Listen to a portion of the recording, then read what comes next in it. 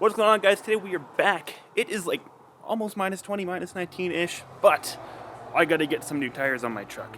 Well, new-ish, as you'll see in a second. I'm putting some rollers on because I have a new set of tires, some 37s coming in pretty quick here, but I need to get these ones gone first, so let's do it. And yeah, I'm using super swappers as rollers.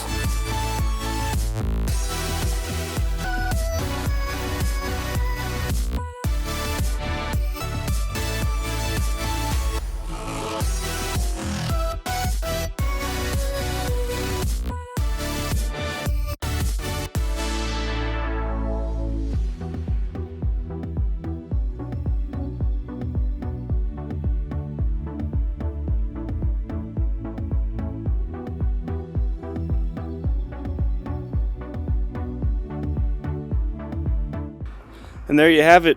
Made the big upgrade from 35-inch to a solid 31. Anyways, that's about all I'm gonna do on the truck today. As I said, it's really cold. And by the way, yes, I do have power tools. I have an impact somewhere. I think my brother has it, so I had to use the just manual wrenches and stuff to get her done today.